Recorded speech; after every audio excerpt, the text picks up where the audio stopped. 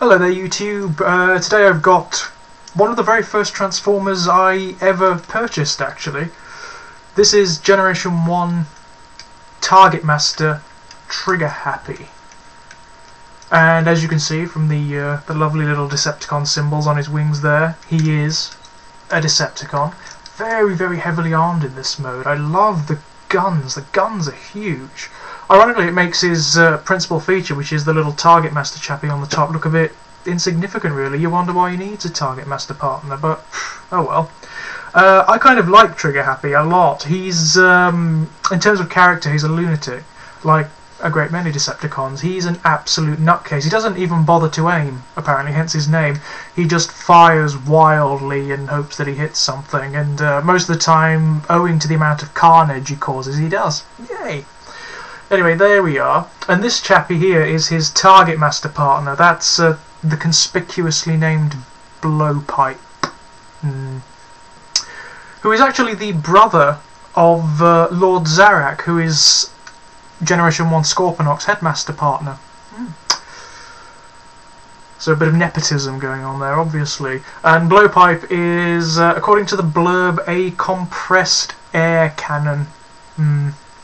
Doesn't seem that appropriate for Triggerhappy, really. You would have thought that some kind of submachine gun or something that spews out a great rate of fire would be favourite, but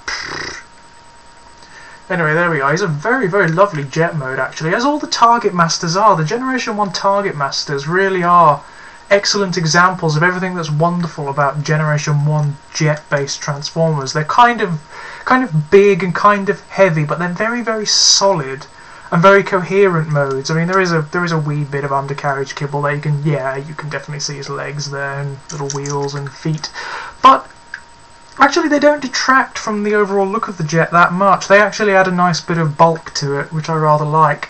As you can see, I've actually repainted my my Blowpipe figure, because these guys, they're shit.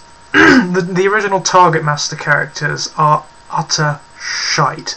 They are largely 1- or 2-piece plastic figures that have hardly any detail at all.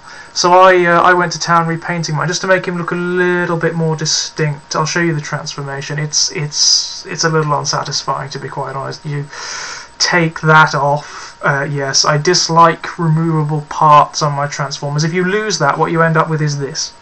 Yeah, doesn't look like much, really, does it? Doesn't look like it would be much use, other than perhaps as some sort of bludgeoning weapon or something. Flip him up like that, and then you just stick the cannon on his back. And there you are. He's not too bad, I suppose. He's fairly coherent, he looks alright. But, he doesn't do anything. He's shit. He's essentially a statue, no articulation whatsoever other than this, which is just bizarre. Only good thing about these guys is they are completely indestructible, as I showed you in my very first review, just to demonstrate once more, because I know you like seeing me throwing my Transformers about. Oh, where's he gone now? And there we are.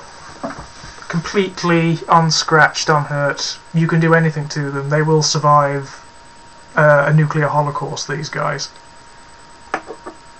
Anyway, getting back to Triggerhappy.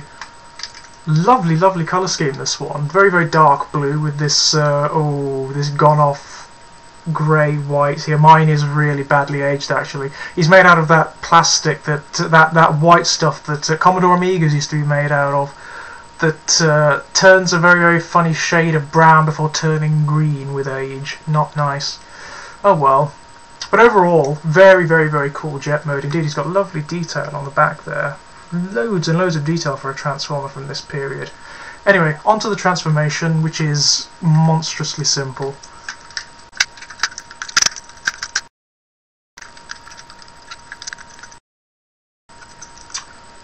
And there we are. That's Generation 1 Triggerhappy. And as you can see, he's got a bit more colour in this mode. I mean, his face is painted in deliberately contrasting colour so you can actually see it.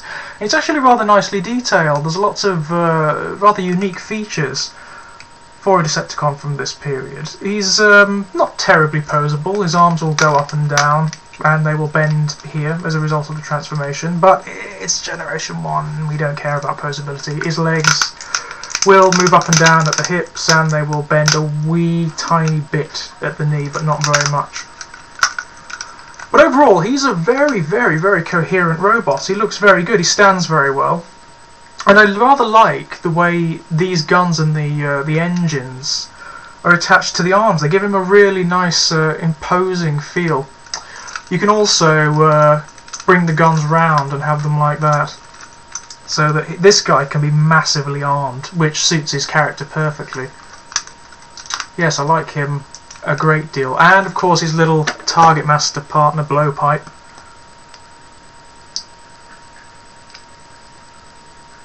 Will fit quite nicely into his fist. There we are.